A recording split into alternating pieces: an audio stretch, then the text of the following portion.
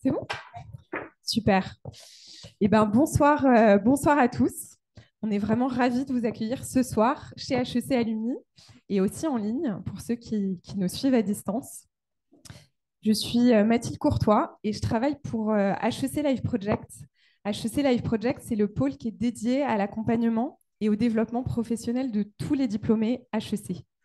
Avant d'écouter Pauline Legnaud, que nous sommes vraiment très fiers d'avoir avec nous ce soir, on voulait vous partager quelques mots sur ce qui nous anime et sur le pourquoi de cette soirée.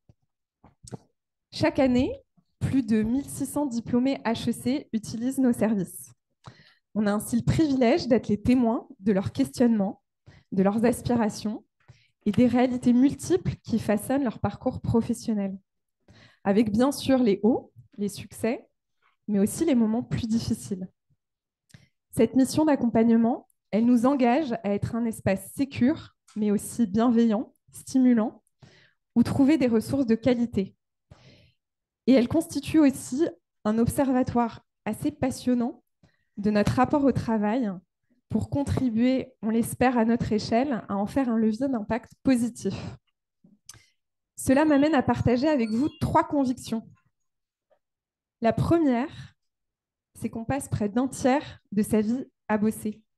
Et donc qu'il faut penser son projet professionnel comme une partie intégrante de son projet de vie global. La thématique qui est au cœur de notre mission et de cette soirée, c'est cette fameuse notion de life project, qu'on pourrait aussi appeler stratégie de vie, un terme qui vous est cher, Pauline. La seconde conviction, c'est que la transition nécessaire des entreprises pour répondre aux grands défis actuels, évidemment l'urgence climatique, mais aussi l'intelligence artificielle, pour n'en citer que quelques-uns. Cette transition, elle s'accompagne d'une autre transition tout aussi nécessaire, c'est celle du travail lui-même. Et enfin, la troisième conviction, c'est un dialogue permanent entre la singularité et l'universalité. Ce soir, ici, on est tous différents par nos trajectoires, par nos rêves singuliers, et on a tous quelque chose en commun. Cette chose en commun, c'est l'universalité de certains de nos questionnements. Le travail, il touche à cette humanité commune, et en particulier à un enjeu fondamental qui est celui de se connaître, de s'écouter, d'oser construire les succès dont on sera vraiment fier.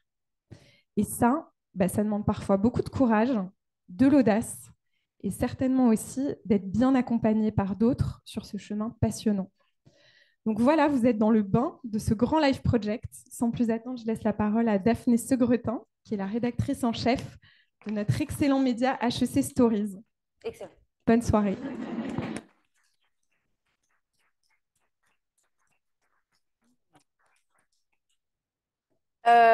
Pauline Lénieux, vous avez 40 ans, vous êtes en couple avec Sharif. Vous dites tout de suite. Oui, on est comme ça, nous. L'info est l'info.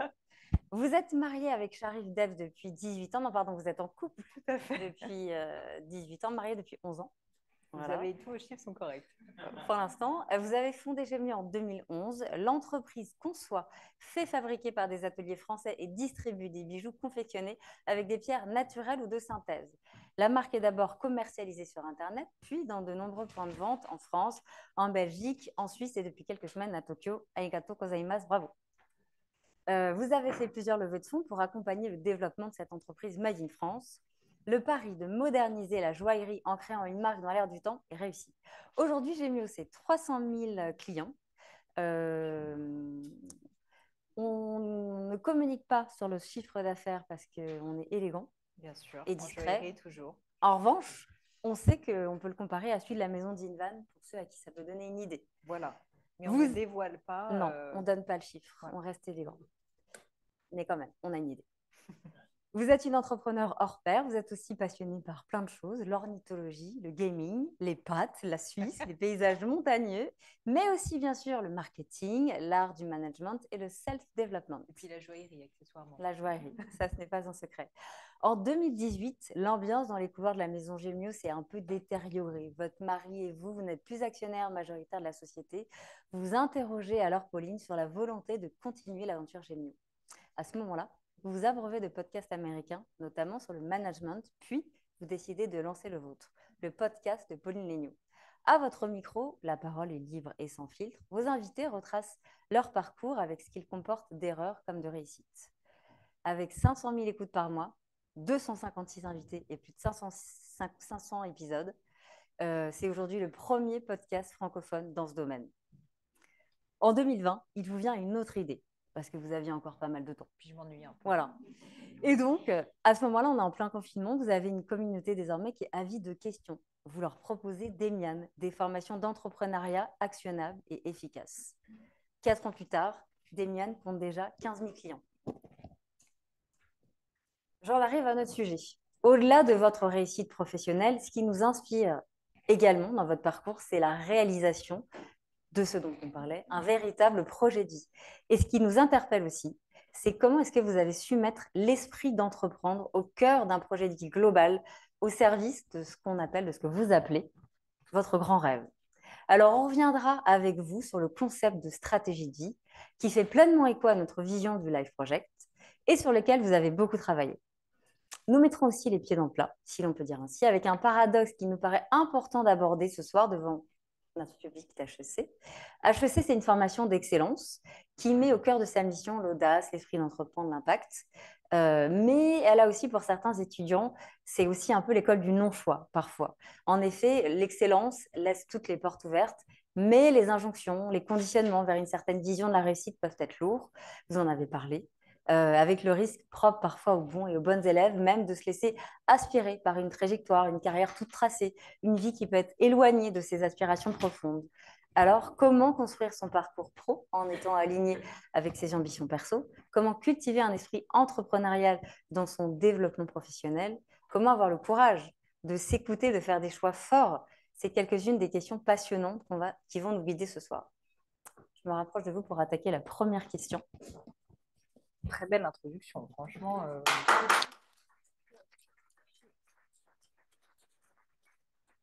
Commençons avec le commencement. Quand on s'intéresse à la trajectoire d'une personne, c'est important de comprendre là où commence l'histoire et donc l'enfance.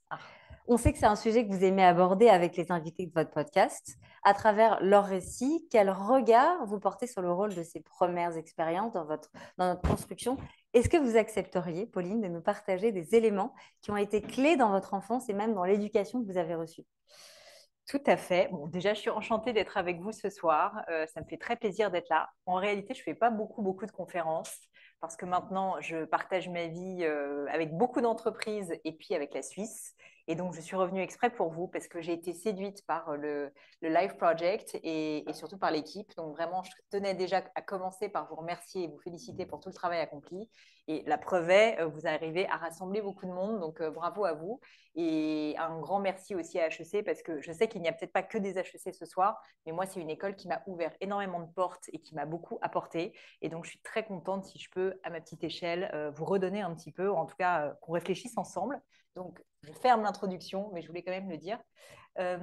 Alors oui, l'enfance, je pense que c'est un sujet important et je pense on post-rationalise toujours un peu, hein. On se dit, ah mais oui, en fait, je suis joaillère parce que quand j'étais petite, j'avais une collection de pierres précieuses, etc. Est-ce que c'est vrai? Est-ce que c'est pas vrai? Je ne sais pas. Ce qui est certain pour avoir pas mal analysé la situation, c'est que j'ai des parents que certains appelleraient atypiques, d'autres peut-être fous, mais en tout cas, ils m'ont apporté beaucoup de choses et je pense ce petit grain de folie qui fait que je me suis toujours sentie assez libre de faire un pas de côté, de ne pas rentrer dans des cases. Et ça, c'est un peu paradoxal parce que j'avais à la fois cette image de mes parents qui sont des gens éminemment libres, qui ont fait beaucoup de choix très particuliers dans leur vie et qui m'ont montré en fait qu'on pouvait être heureux et que c'est même comme ça avec cette liberté qu'on était heureux et je pense que la liberté a toujours été une valeur très très forte pour moi.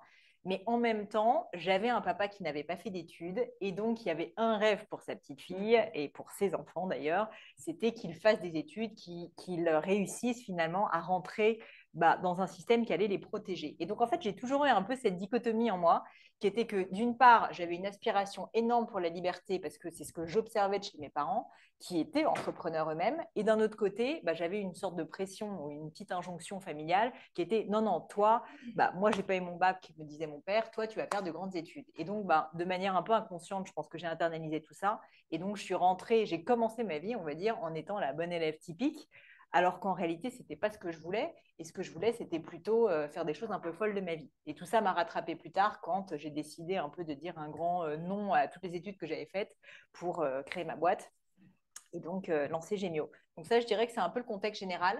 Un autre aspect que j'ai trouvé intéressant, et pareil, c'est peut-être de la post-rationalisation, mais je trouve ça important d'en parler, c'est que ma maman, pour le coup, est un peu une artiste. Je dis un peu parce que je pense que pendant longtemps, elle ne l'a pas assumé, mais en réalité, c'est une femme qui est passionnée par le beau, par l'art, par la culture. Et donc, quand j'étais petite, tous les samedis, on allait au musée. Tous les samedis, elle me disait, et alors, qu'est-ce que tu penses de cette œuvre? Est-ce que tu aimes ça? Est-ce que c'est beau? Et donc, je me suis forgé des avis, je me suis forgé un jugement esthétique. Et j'ai mis beaucoup de temps à comprendre que le beau avait une importance énorme dans ma vie. Et si vous écoutez mon podcast, vous savez que je pose toujours cette question, qu'est-ce que vous trouvez beau? Donc, au sens littéral ou pas. Mais je trouve que c'est une question très intéressante qui dit beaucoup de choses, justement, des personnes avec lesquelles on parle. Donc, moi, il y a beaucoup de choses que je trouve belles. Mais en l'occurrence, je me suis rendu compte, et parfois ça paraît superficiel, mais en fait, c'est important pour moi, que m'entourer de belles choses, à tous les sens du terme, c'est quelque chose qui me tire vers le haut, qui me porte, qui me fait me sentir mieux. Et donc, ça a été, notamment dans un choix de vie personnel, puisque c'est pour ça que j'ai déménagé en Suisse, très fondateur pour moi. Donc, je dirais que si je devais me résumer, aspiration très forte de liberté, exigence esthétique et en même temps, petit syndrome de la bonne élève de vouloir quand même faire plaisir à papa et maman. Ça vous résume un peu la situation. Ok, merci. Voilà. Vous avez suivi un parcours académique d'excellence, on sait, prépa, l'ENA, la grecque d'anglais, puis HEC, en choisissant la filière entrepreneuriat. Pourquoi cette bifurcation? Qu'est-ce qui a guidé vos choix d'orientation pendant vos études? Quelle était la part de choix conscient? Et est-ce qu'il a fallu déjà à ce moment vous autoriser une certaine liberté et vous affranchir de certaines choses? Pendant longtemps, j'étais pas très libre dans ma tête parce que je pense que j'étais soumise au regard des autres. Et donc, j'étais rentrée un peu dans ce paradigme de me dire, OK, pour réussir dans la vie, il faut faire de bonnes études. C'était comme ça. Et donc, il se trouve que j'avais des facilités à l'école et mes professeurs m'ont dit, si tu veux, tu es littéraire, tu peux rentrer à Normal Sup. Donc, j'ai beaucoup travaillé, hein, je ne vous cache pas, mais il se trouve que je suis rentrée à Normal Sup. Un peu triste comme histoire parce que je suis rentrée à Normal Sup en n'ayant absolument aucune raison d'être là, si ce n'est que je voulais faire plaisir à mes parents et que mes profs m'avaient dit d'y aller. Mais donc, je n'avais pas de projet professionnel. Et aujourd'hui, on parle de life project, mais là, précisément, j'étais complètement à côté de mes pompes parce que j'étais rentrée dans une école, mais vraiment littéralement pour faire plaisir aux autres. Et donc, ça a été pour moi une période honnêtement de désespoir assez fort parce que je suis rentrée dans une école qui ne me correspondait pas, ou en plus, c'est une école qui engage en fait des gens dans le service public. Donc, j'étais fonctionnaire d'État. Et donc, je savais que je devais des années à l'État. Et donc, j'allais devoir m'engager dans une route que je n'avais pas réellement choisie. J'étais arrivée un peu là par hasard. Je vous dis ça avec du recul maintenant, mais sur le coup, ça a été probablement l'une des périodes les plus difficiles de ma vie parce que je me sentais enfermée. Et quand je reviens à votre première question, Daphné, je disais que la liberté est quelque chose de très important pour moi. Alors, quand la personne où je suis rentrée, quand je suis rentrée à Normal Sup, pardon, la personne qui est en charge des études m'a dit, bon, alors vous, c'est très simple, vous avez 10 années que vous devez à l'État, donc les 3 premières années, vous allez faire ça, ensuite, vous allez passer l'agrégation, ensuite, vous allez faire une thèse, ensuite, vous allez passer 2 ans aux États-Unis. Donc, en fait, elle a littéralement déroulé les 10 prochaines années de ma vie, et là, mais j'étais comme ça sur ma chaise, je me suis dit, mais pourquoi suis-je là, quoi? Mais quelle horreur! Et franchement, j'étais pas bien, j'étais pas bien. Et donc, j'ai commencé à chercher des solutions. Donc, j'ai quand même passé l'agrégation, malheureusement, entre guillemets, parce que du coup, j'ai pris la place de quelqu'un d'autre. Mais je me suis dit, OK, tout ça va me servir peut-être plus tard, j'ai appris. Il faut que j'arrive à trouver ma voie maintenant. Et donc, ça a été une période d'introspection assez importante. J'ai mis un peu de temps, j'ai un peu patiné. J'ai d'abord essayé de passer l'ENA parce que quand même, finalement, j'étais assez à l'ouest et que je voulais continuer à rentrer dans la voie des bonnes études en me disant, bon, c'est quand même peut-être plus, c'est différent, c'est pas un métier qui va mener vers l'enseignement. Bref, je vous passe les détails. Je me suis fait recaler lamentablement à l'ENA, ce qui a fait beaucoup de bien à mon ego. Et donc, je me suis rendu compte qu'il fallait être un petit peu plus humble dans la vie, ce qui m'a fait du bien de l'apprendre à cet âge-là. Et donc, ça m'a permis de me dire, OK, mais maintenant, je vais arrêter d'essayer de faire plaisir à mes parents, je vais arrêter de cocher les cases, je vais essayer de m'écouter. Et donc là, c'est vers l'âge de 26 ans à peu près que j'ai commencé à me poser les questions que j'aurais dû me poser bien plus tôt, mais qu'est-ce que j'aime? Qu'est-ce qui compte pour moi? Qu'est-ce que je veux avoir comme impact? C'est quoi en fait ce que je veux comme vie? Et je m'étais jamais posé la question. Avant, vous savez, j'étais comme la petite souris dans la roue qui tourne, qui tourne, qui court, qui court, qui court. Mais je m'étais jamais posé ces questions-là. Et c'est un peu dur de se poser ces questions-là parce que 26 ans, c'est encore assez jeune, mais malgré tout, j'avais passé pas mal de temps à faire des études et je me suis dit, et ça fait quasiment 10 ans que je fais des études pour rien en fait, parce que je les ai faites, mais pour les mauvaises raisons. Donc là, repériode pas facile. je suis quelqu'un d'optimiste éternellement, donc je me relève, mais malgré tout, ce n'est pas évident. Et c'est à ce moment-là, entre guillemets, qu'HEC m'a sauvée, puisque je suis rentrée honnêtement un peu par hasard à HEC en me disant, bon, je ne connais rien au monde professionnel privé, donc je vais tenter en fait d'apprendre un petit peu. Et ça a été pour moi une ouverture vraiment, une découverte du monde privé qui m'a beaucoup intéressée. Et surtout, la question qui était de savoir qu'est-ce que j'aime, qu'est-ce que je veux faire de ma vie, j'ai une réponse qui est venue, c'est j'aime créer. J'aime créer, j'aime l'aventure, j'aime la prise de risque. Vraiment, en fait, toutes ces notions que j'avais complètement cachées en fait de ma vie et je les avais mis de côté, j'ai réalisé en fait que c'était ça qui j'étais. Et HEC m'a permis, et je ne dis pas ça parce qu'on est ici ce soir, c'est vraiment sincère, m'a permis en fait de m'en rendre compte et de me rendre compte surtout qu'il y avait des métiers qui correspondaient à ça et notamment l'entrepreneuriat. Donc ça a été un processus assez long et j'étais pas très rapide dans ma petite tête parce que j'ai mis quand même à peu près 4 ans avant de comprendre tout ça. Mais finalement, quand je l'ai compris, je me suis dit, le métier d'entrepreneur, qui n'est pas vraiment un métier, c'est plus un état d'esprit, comme vous l'avez très bien dit, c'est ça qui me correspond. C'est le fait de créer des choses de ses mains, c'est le fait d'avoir une vision et d'essayer de la rendre tangible, c'est le fait de rêver, quoi. C'est le fait d'avoir de l'ambition et d'essayer de fédérer des équipes autour pour y arriver. Donc, c'était ça finalement qui me plaisait, de vivre cette aventure humaine autour d'un projet. Et donc, c'est pour ça que j'ai fait HEC Entrepreneur, parce que je me suis dit, OK, maintenant je sais ce que je veux faire, je trouve l'idée, quoi. Et d'oser le faire. Oser le faire.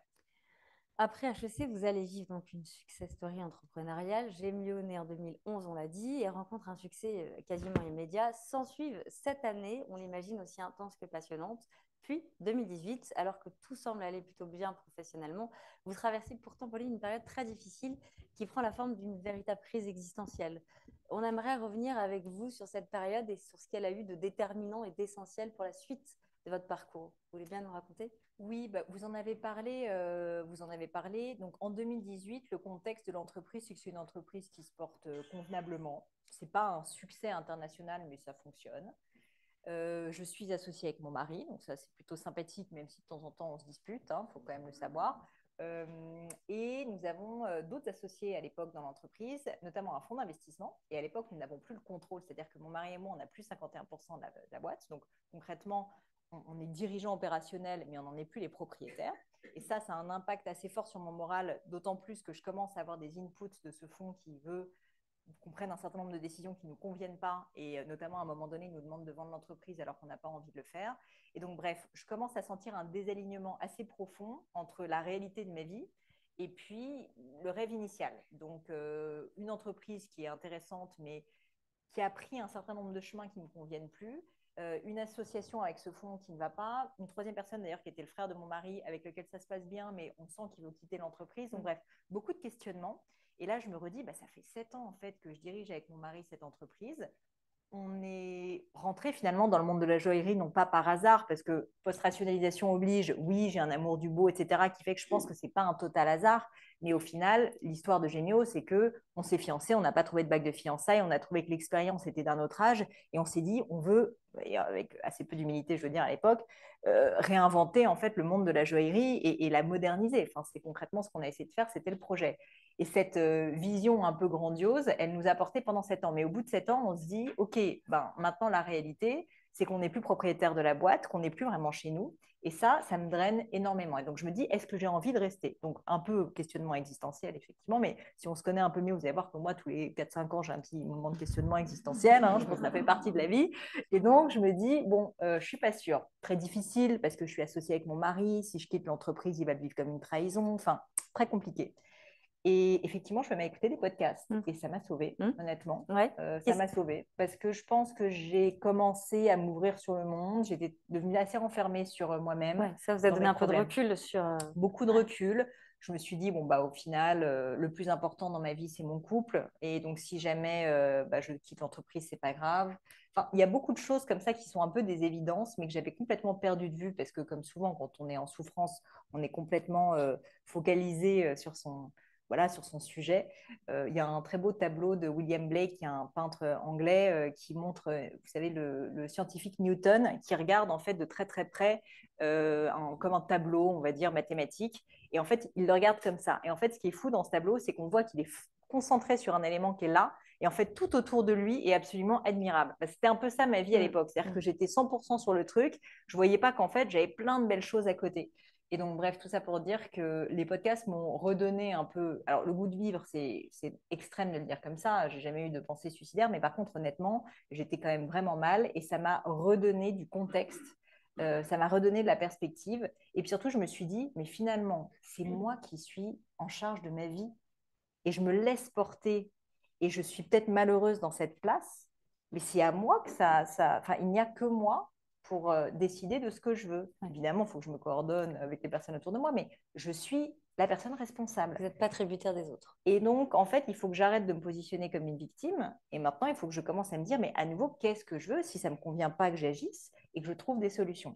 Et l'une des solutions, c'est qu'on a racheté notre fonds d'investissement. Donc, je peux vous dire que c'était un moment non pas de stress existentiel, mais de stress économique, puisque nous nous sommes fortement endettés pour le faire et qu'on l'a racheté en 2019. Donc, on a réussi et qu'on est maintenant à nouveau actionnaire majoritaire avec mon mari. Et c'est bête à dire, mais ce changement de paradigme a fait que je me suis à nouveau sentie beaucoup plus alignée. En réalité, il ne nous embêtait pas tant que ça, mais c'est juste qu'on se sentait plus chez nous. Et là, tout d'un coup, en fait, je me suis à nouveau sentie à ma place. Et donc, c'est le cas depuis 2019 et je dois dire que ça va beaucoup mieux. Vous pourriez dire que cette période de vulnérabilité s'est transformée en opportunité quelque part? Mais je pense comme souvent, parce qu'en fait, au final, il n'y a quand même pas de secret, c'est terrible. Et je me dis, mais parfois, pourquoi Dieu a créé le monde comme ça? Mais on ne progresse que dans la souffrance. Enfin, sincèrement, c'est la vérité. C'est ça l'intervalle training quand on fait de la course à pied. C'est-à-dire que si vous faites toujours la même course à pied ou vous courez comme ça à votre rythme, vous n'avez pas progressé. Et ce qui fait progresser, c'est quand on crache ses poumons, qu'on se botte les fesses. Bah, c'est pareil pour tout dans la vie. Et on n'a pas envie, mais la souffrance nous fait progresser. Je ne dis pas que j'ai envie de souffrir, mais je constate malheureusement que la souffrance est un bon moyen de se poser des questions, de prendre du recul et puis tout simplement de sortir de sa zone de confort. Et je pense qu'à l'époque, on était en réalité un peu rentré dans un confort que d'ailleurs, c'est pour ça que j'ai mis au marché, mais marché, on va dire correctement. Et ça, je vous partage quelque chose, là, c'est plus, enfin, pas un conseil, mais plus un constat d'entrepreneur que je trouve assez terrible, mais qui est réel. C'est que à chaque fois qu'il y a une forme de complaisance, qui n'est pas en général consciente, hein, d'ailleurs, qui est une complaisance au sens où on a l'impression que les choses tournent, ça roule, finalement on est bien. C'est à ce moment-là en fait qu'on est en train de perdre de l'avance et qu'on est en train finalement de régresser. Et c'est plutôt quand on est en train de faire un effort, mais qui est extrême, qui paraît presque surhumain, qu'on fait avancer les choses. Et je dois dire que c'est pas facile parce que ça fait 12 ans maintenant. Et les gens me disent souvent, ah, mais c'est plus facile maintenant. Pas du tout plus facile. C'est de plus en plus dur, je peux vous le dire. Pas parce que ça ne marche pas, mais parce que plus ça marche, plus il faut faire, je trouve, des efforts supplémentaires pour passer un nouveau palier. En tout cas, c'est mon expérience personnelle. Et donc, j'ai complètement dévié du sujet d'Aphné, j'en suis désolée. Non, mais c'est ma personnalité. J'aimerais maintenant qu'on revienne sur deux concepts qui vous sont chers. On en parlait, le grand rêve et la stratégie de vie. Pourriez-vous nous expliquer de quoi il s'agit exactement? En fait, je me suis rendu compte, donc, à cette période de 2018, que je n'avais pas de stratégie de vie. C'est un terme d'ailleurs que j'ai un peu inventé, je ne sais pas s'il existe ailleurs, mais que je n'avais pas de vision claire pour ma vie. J'avais une vision pour mon couple, j'avais une vision pour ma boîte, je pouvais avoir une vision vestimentaire, enfin, des choses comme ça, mais je n'avais pas un peu cette idée globale de qu'est-ce que je veux dans la vie. J'avais toujours travaillé de manière assez silotée ou imaginé les choses de manière assez silotée, le professionnel, le personnel, etc. Et je me suis dit, mais c'est fou, pourquoi est-ce qu'en fait on ne pourrait pas tout lier et avoir une vision de son rêve. Et je ne dis pas que c'est quelque chose qui est forcément atteignable tout de suite, mais au moins avoir un rêve, ça vous porte. Et c'est ça aussi qui fait que je suis sortie de cette ornière à cette époque-là, c'est que je me suis mis à nouveau rêver.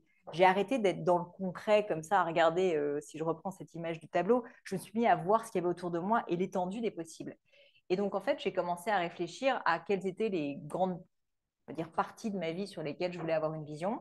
Il y avait le lieu de vie, il y avait effectivement la vie personnelle, de couple, amicale, enfin toutes les relations.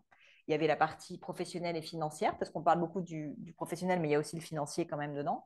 Et puis, il y avait, on va dire, quelque chose d'ailleurs qui est souvent laissé pour compte, ce qui est loisir et ce qui est santé personnelle, à la fois mentale et physique. Donc, d'avoir un peu une vision sur est-ce que je vais être en très bonne santé et être très sportive? Est-ce que c'est quelque chose dont j'ai rien à faire? Enfin, qu'est-ce qui compte pour moi? Est-ce que j'ai envie de faire certains sports? Est-ce que j'ai envie d'avoir des activités culturelles, des loisirs, etc. Tous ces à-côté, qui sont d'ailleurs traités comme des à-côté, mais qui peuvent avoir parfois une partie importante. Est-ce que j'ai envie d'avoir, je ne sais pas, une expression artistique, écrire un livre? Enfin, j'en sais rien.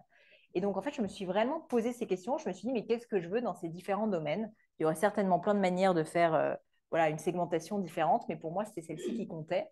Et ça a été très fort comme moment parce que je me suis mis à imaginer un peu la vie rêvée que j'aurais dans 10 ans. Et alors, je vous avoue que ce n'était pas une très bonne nouvelle parce que quand j'ai fermé les yeux et que j'ai commencé à avoir ce rêve, bon, j'étais mariée au même homme, c'était bien.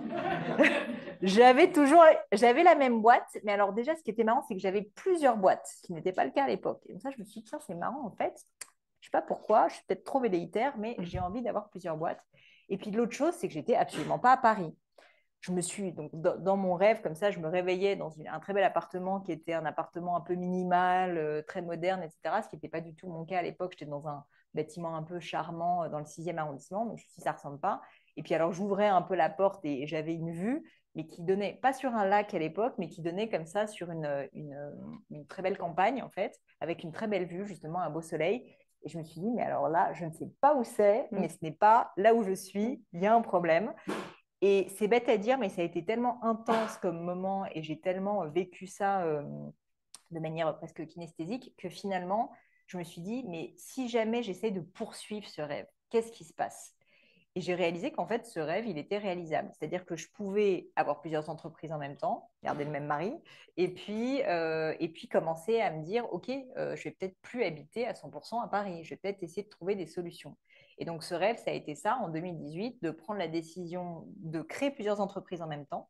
Un autre point important, c'était des entreprises qui soient rentables et que je détienne avec mon mari. Donc, pareil, en fait, on avait envie d'être des entrepreneurs propriétaires. Ça paraît contre le fric de dire ça, mais en fait, c'est notre vision du business, quoi, tout simplement, et de ce qu'on a envie pour notre vie. Et puis, d'autre part, de vivre dans un lieu qui m'inspire. Et ensuite, la boucle a été bouclée quand, quelques années plus tard, complètement par hasard, même pas quelques années d'ailleurs, c'était un an plus tard, mais parce que je pense que j'avais cette idée en tête et que j'avais visualisé ce rêve, on dit souvent qu'il y a un certain pouvoir à la manifestation, eh bien, quand j'ai vu un endroit qui se trouve être un coin complètement paumé au fin fond de la Suisse, alémanique, messieurs, dames, Suisse allemand, Schweizerdeutsch. Eh ben, je suis au fin fond de la Suisse alémanique avec une amie qui m'invite pour visiter Zurich que je ne connais pas et je vois un lac. Et là, mais j'ai vraiment une espèce de choc, mais de choc vraiment émotionnel. Probablement, merci maman, parce que j'ai été entraînée à aimer le beau et à voir le beau. Et je vois ce lieu, je me dis, mais comment je ne connaissais pas cet endroit? C'est incroyable, c'est magnifique, je veux vivre là. La légende dit, et elle est réelle, je me tourne vers mon mari qui est avec moi et je lui dis, j'aimerais qu'on vive ici. Il me dit, mais t'es malade, on a 45 employés à Paris, de quoi tu me parles? C'est la Suisse allemande, on ne parle pas allemand, on ne connaît personne ici. Bon, eh bien, long story short, on a mis du temps à le faire. Les rêves, ça prend du temps. Ça, c'était fin 2018. Eh bien, en 2021, on a réussi à déménager. Donc, après le Covid, parce que forcément, avec le Covid, c'est un peu compliqué. Mais on a réussi à déménager en Suisse. Alors maintenant, l'organisation de ma vie n'est pas si simple tous les jours. Ça, c'est un autre sujet qui n'était pas anticipé dans mon grand rêve. Mais peu importe, parce que quand on aime, on ne compte pas. Et donc, je me sens beaucoup plus alignée au sens où je vis dans un lieu qui m'inspire. J'ai effectivement mes différentes sociétés. Ça aussi, on n'en a pas parlé, mais je ne veux pas faire trop long. Un peu par hasard, parce que je pense que j'avais visualisé que je voulais être à la tête de plusieurs entreprises. J'ai su saisir les opportunités qui fait que j'ai créé le podcast, puis que j'ai créé Demian. Et donc, en fait, ça s'est fait parce que je suis sincèrement convaincue que ça s'est fait parce que je l'ai visualisé. Et pour la petite anecdote, il y a quand même une histoire de dingue que j'ai déjà racontée, puisque j'ai fait une formation Demian, justement, où je parle de stratégie de vie.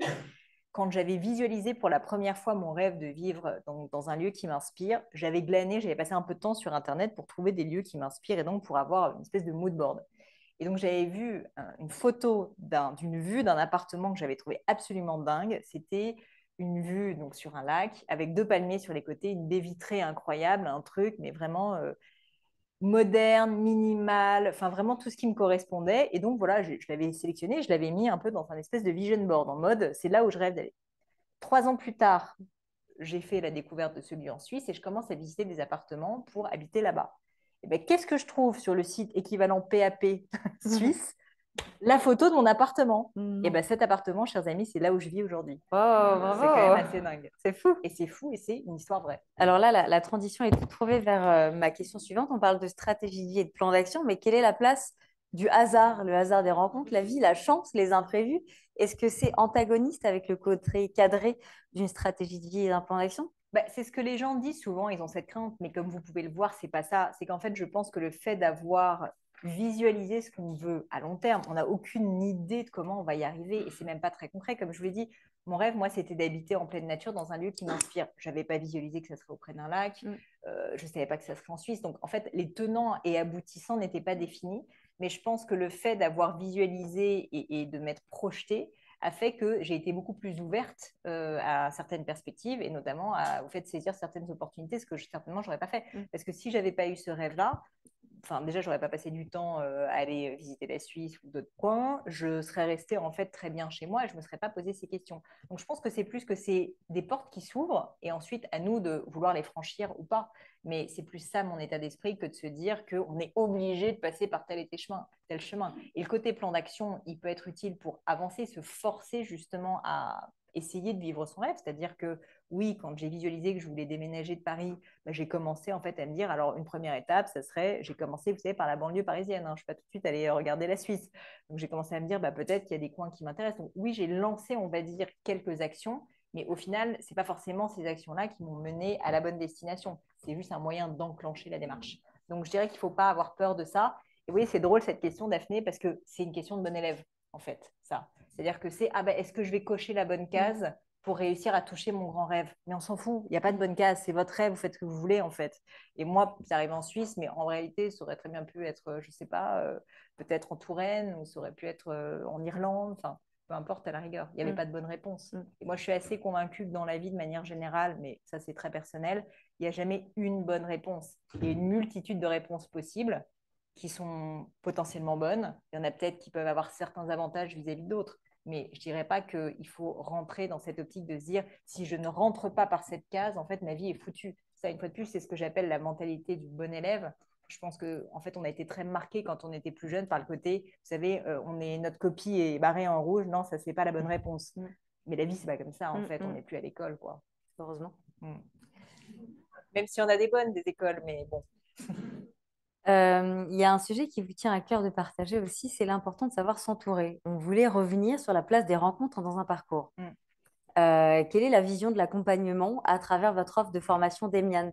Et aussi, qu'est-ce que vous cherchez à transmettre avec vos contenus de podcast et sur les réseaux sociaux? Le podcast, je l'ai créé initialement pour plusieurs raisons. Déjà parce que j'avais un besoin de m'ouvrir à l'extérieur et de faire des rencontres. Et donc, ça me nourrissait. Donc, c'est pour ça que je l'ai créé.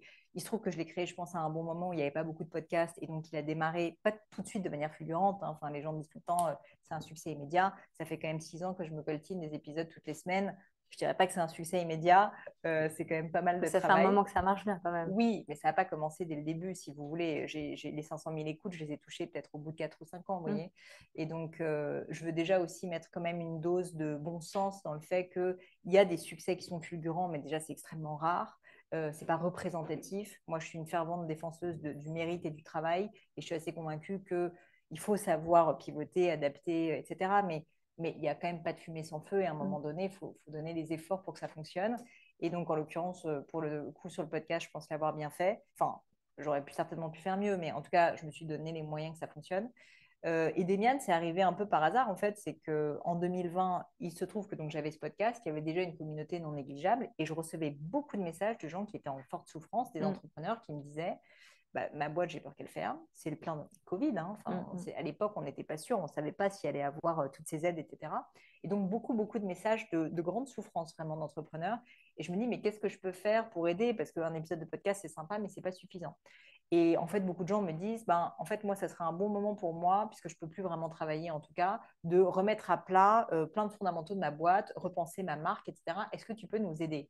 Et il me disait d'ailleurs, bah, c'est bien tes épisodes de podcast, mais finalement, on aimerait quelque chose qui aille beaucoup plus dans le fond, qui ait plus de méthodes, voilà, que tu nous partages ton expérience. Et donc, un peu sur un coup de tête, je me dis, OK, je lance le truc et je fais une première formation qui s'appelle Avoir une communication puissante, qui est une formation où, en gros, je développe l'outil, enfin, j'explique ce qu'est une plateforme de marque, en tout cas à ma manière. J'en ai fait plusieurs avec Gemio. C'est un exercice que je ferai régulièrement pour réajuster la marque en permanence. Et je me dis, mais c'est fou parce que cet outil, c'est un outil qui est beaucoup utilisé par les agences de pub. Mais quand on est un entrepreneur, on n'a pas les moyens de se payer une agence de pub à 30 000 euros.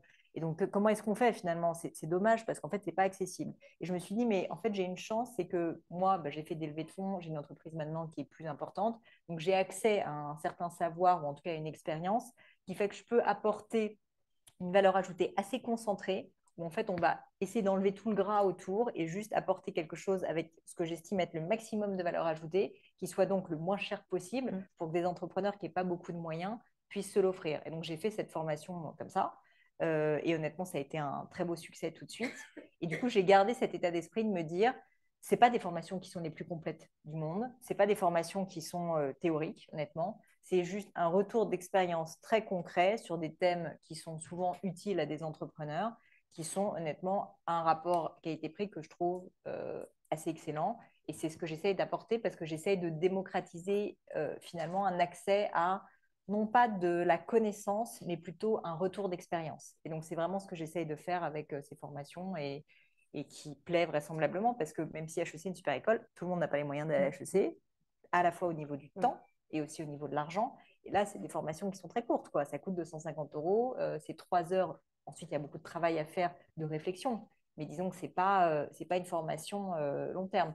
Ça ne va pas apporter les mêmes choses. Ça va répondre à une problématique très concrète. Ça ne va pas vous construire de réseau. Ça va pas, enfin, il y a beaucoup de choses que ça ne fait pas. Mais par contre, si vous avez un problème pour construire un business plan, avoir une communication puissante, gérer les réseaux sociaux, tous ces trucs-là, vous avez un truc qui vous donne pas mal d'outils clés en main. Et vous avez très bons commentaires, très bons retours. Bah, franchement, je me donne du mal. J'ai une super équipe aussi qui m'aide beaucoup, qui est basée en Suisse. Et ça me permet de me sentir utile d'une manière différente de Gemio, parce que Gemio, c'est vrai que j'ai beaucoup de retours clients. Et je veux dire que c'est toujours très émouvant, des personnes qui me disent, ah, on s'est fiancé avec une bague Gemio, j'adore ta vision du luxe, j'aime ta vision juste aussi du service. Donc, c'est des choses qui me touchent. Mais là, les formations, ce qui est différent, c'est que c'est des gens qui, bah, parfois, me disent, grâce à toi, j'ai quitté mon job et j'ai réussi à créer ma boîte. Enfin, c'est présomptueux de dire grâce à moi parce que c'est grâce à eux, mais ce que je veux dire, c'est que je pense que je les ai aidés et c'est des retours qui me touchent beaucoup. Et je dois dire qu'avoir cet impact, c'est quelque chose qui me porte. Oui, je comprends. Il y a quelque chose d'autre qui nous a vraiment interpellés en préparant cet échange. Il y a chez vous, Pauline, beaucoup d'éclectisme, beaucoup de diversité. On en a cité quelques-unes, les jeux vidéo, les oiseaux, mais on peut aussi parler de Barry White, de la nature, de l'écriture. Ça porte un nom, la multipotentialité, qui parlera certainement à beaucoup d'entre vous ce soir, et qui renvoie à un besoin de s'épanouir dans la multiplicité. Donc, beaucoup d'alumni ne se retrouvent pas dans une seule case, derrière les étiquettes classiques. Or, dans le monde du travail, ça peut parfois être catégorisant. Ça nous amène à une question importante. Comment trouver sa juste place tout en laissant s'exprimer les différentes parties de soi? C'est pas facile, c'est un peu l'un des problèmes. Je sais pas si vous êtes comme moi, c'est vrai que j'ai tendance je me passionne assez facilement. Je suis curieuse de nature et donc c'est un problème. Je peux avoir une tendance à me taper des délires sur des choses. Et je vais être honnête avec vous, je vais creuser un sujet assez à fond. Je dirais pas que je le laisse tomber à un moment donné, mais c'est quand même des phases. C'est-à-dire que je vais avoir ma phase gaming. Ensuite, j'ai eu ma phase ornithologique, j'ai toujours d'ailleurs pas mal actuellement, certainement Suisse oblige. J'ai eu des phases artistiques, ma phase joaillerie évidemment quand je suis arrivée chez Gemio, mais j'ai découvert le monde des pierres. Mais c'est peut-être un peu en lien avec cette envie de création et cette envie d'aventure. Ce que j'adore en fait finalement, c'est aussi de créer des ponts. Et donc, je ne vous dis pas qu'un jour, je vais créer un jeu vidéo où il y aura des bijoux en forme d'oiseau. Ce serait compliqué. Mais j'aime quand même cette idée de créer des accidents. Et je trouve que c'est ça aussi la créativité, c'est de se dire, on peut mêler deux choses qui sont intéressantes séparément, mais quand on les met ensemble, là, c'est quelque chose d'assez unique. Et donc finalement, je pense que c'est un peu ce que j'essaie de faire aussi au quotidien, c'est aussi ça qui m'anime. Et donc c'est pour ça que j'aime bien garder ce petit grain de folie. Je pense qu'il en faut un peu quand on est entrepreneur en tout cas, parce que sinon, on ne ferait pas ça. Oui, je comprends. Avant de vous céder la parole, j'ai envie de vous poser une dernière question. Qu'est-ce qui se passe quand notre grand rêve est accompli? On peut avoir plusieurs grands rêves dans une vie. À quoi vous rêvez aujourd'hui, Pauline? Moi, je trouve qu'un grand rêve, en fait, il n'y en a pas un des grands rêves. J'en avais un en 2018 que j'ai pas mal accompli, honnêtement. Mais en fait, j'en ai d'autres. Maintenant, je peux vous le dire, hein, l'un de mes grands rêves, en fait, c'est que j'ai des entreprises, mais j'aimerais carrément avoir un groupe d'entreprises qui soit plus en synergie encore, qui apporte cette nouvelle vision du luxe qu'on est en train de créer avec Gemio, donc avec d'autres entreprises dans le domaine. Ça, c'est quelque chose qui m'anime. Potentiellement, d'ailleurs, qu'une grosse partie de cette équipe soit basée à mes côtés en Suisse. Enfin, vraiment, et que ça soit. Alors, l'un de mes rêves fous, c'est que le village où on habite, où il n'y a que des Suisses allemands, devienne en fait un jour un village où il n'y a plus que des Français, qu'on est complètement colonisé, et qu'en fait, ça soit le village Gémio, et qu'en fait, les gens se disent, mais qu'est-ce qu'ils font? En fait, ils sont tous là, ils ont quand même pris d'assaut le pays. Mais vous voyez, je pense que dans la vie, c'est aussi ça qui est intéressant, c'est qu'on se renouvelle en permanence. Moi, j'aime m'amuser. D'ailleurs, j'ai une conviction qui n'est pas partagée par tout le monde, qui est que le travail doit être amusant. Je pense que c'est comme ça qu'on le fait le plus longtemps possible. Et puis, on disait justement que c'est 30% de notre temps de vie, c'est ça? C'est énorme. C'est même peut-être plus pour certaines personnes. Ouais. Et donc, je pense qu'autant faire en sorte que ça nous passionne, que ça soit amusant. Bien sûr, il y a des contraintes, bien sûr qu'il y a des problèmes. Et je dirais qu'il faut juste que le dosage soit un peu supérieur sur la partie intérêt, amusement, passion. Les problèmes, il y aura toujours ça. Un entrepreneur que j'aime beaucoup, qui a été mon mentor et d'ailleurs qui était quelqu'un que j'ai rencontré à HEC, m'a dit, de toute façon, tu vas voir, être entrepreneur, c'est très simple. Il faut préférer les ennuis à l'ennui. Et c'est un peu ça. Et je pense qu'en réalité, c'est être entrepreneur, mais c'est un peu la vie professionnelle, hein, en réalité. C'est de se dire, on peut accepter qu'il y ait des ennuis, pardon, mais il faut préférer créer quelque chose qui va nous tirer vers le haut. Et si on est suffisamment tiré par le haut, finalement, le reste, ça passe. On peut la nommer, cette personne qui est votre mentor? Ça fera Tout à fait. C'est quelqu'un que j'admire énormément et qui est malheureusement décédé il y a un petit peu plus d'un an, qui s'appelle Jacob Abou, le fameux Jacob Abou, qui était mon mentor à HEC Entrepreneur. J'ai fait ma mission création avec lui. Et là aussi, bon petit cours d'humilité parce que je suis arrivée comme ça, un peu, j'étais la plus vieille de la promo. Bon, je ne dirais pas que j'avais la grosse tête, mais machin. J'ai fait ma première présentation devant lui. Il me dit, c'est la merde. Et là, je me suis dit, c'est assez génial parce qu'en fait, je vais apprendre tellement avec cet homme. Tout ce que j'essayais de faire, parce que j'étais bonne élève, donc j'arrivais en général à un peu faire illusion que j'avais compris quelque chose. Et en fait, non, lui, il a vu au travers, il a compris que j'étais à l'ouest et il me l'a bien fait comprendre et ça m'a remis un peu les pieds sur terre.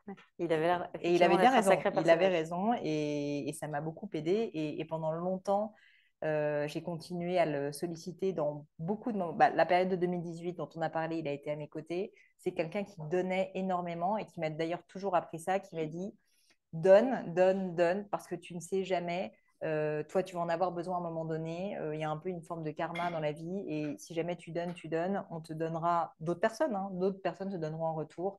C'est comme ça, c'est une forme d'équilibre de la vie. Donc, fais-le. Et lui a été un très, très bel exemple. Il m'a toujours tendu la main. Merci beaucoup pour cette parole fleuve, cette générosité. Merci. On va passer aux questions.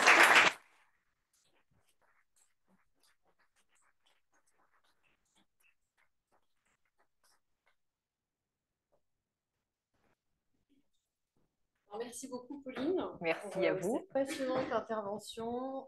Vous voulez que je reste assise ou oui, ça va bien? Voilà. Je remercie Pauline pour son intervention passionnante sur son chemin de vie. C'était très riche, évidemment. Et merci à Daphné pour le questionnement. Pour rester donc, dans la ligne du questionnement, on vous a demandé de participer à un petit jeu de post-it colorés sur quels sont quel est mon frein ou mes freins à mon projet de vie et quels sont les accélérateurs également au projet de vie. Donc, Pauline a répondu ce soir pour les siens. Donc, merci parce qu'on a eu beaucoup de réponses, beaucoup de couleurs. Donc, mes deux acolytes vont donc vous expliquer ce qu'on a eu en retour. Alors, on va commencer par les freins. Romaric, si tu veux bien. À tous ceux qui ont joué le jeu, bonsoir. Évidemment, on les a classés, on a essayé de faire ça rapidement, en trois catégories, les freins. D'abord, il y a les catégories psychologiques, et c'est quand même la grosse catégorie, c'est énorme, c'est la peur. Il y a énormément de post-it sur la peur, et tu en as parlé, Pauline, c'est très vrai. Dans les psychologiques, il y a la peur, et il y avait aussi des post-it intéressants qui sont le manque de confiance en soi. Alors, ce n'est pas tout à fait la peur, mais c'est comment on a été nourri par ses parents, par le regard d'amour de ses parents, par tout ce qui est fait ce qu'on est maintenant. Et il y a aussi, alors c'est intéressant, deux fois le syndrome de l'imposteur, qui peut aussi faire que d'un coup, on choisit une carrière qui n'est pas exactement celle qu'on veut. Ensuite, on a dans les freins qui sont plus liés à l'expérience, à la compétence. Donc, on n'a pas la compétence, donc on n'y va pas. On a l'impression qu'on ne pourra pas l'avoir. Mais je pense que la compétence, ce n'est pas toujours ça qui ne permet pas la carrière. Et il y a évidemment une dernière partie qui était liée, et tous les post-it qui étaient liés finalement au contexte. Voilà, c'est-à-dire qu'on ne réussit pas sa vie professionnelle, son chemin de vie, parce qu'on est une maman, par exemple, ça revient, et on a l'impression qu'on ne peut pas y arriver, parce qu'il y a trop de patriarcat, c'est intéressant, parce on n'a pas le temps, on n'a pas l'accès aux ressources. Donc, c'est un peu l'environnement qui ne permet pas, de temps en temps, d'arriver à son projet de vie. Et pour les accélérateurs, je laisse mon bon ami Laurent. Merci Romaric. Alors, les accélérateurs, alors il y a deux grandes catégories dont vous nous avez parlé. D'abord, les éléments externes. Vous nous avez parlé des autres. Les rencontres, le réseau, trouver un mentor, assister à des événements inspirants, voilà, comme aujourd'hui, les opportunités, qu'elles soient professionnelles ou autres. Vous nous avez parlé aussi de, plus généralement, la vie, une crise, un accident de vie, les surprises de la vie, les imprévus de la vie. Et globalement, voilà pour les éléments externes. Vous avez aussi beaucoup parlé des éléments internes de soi.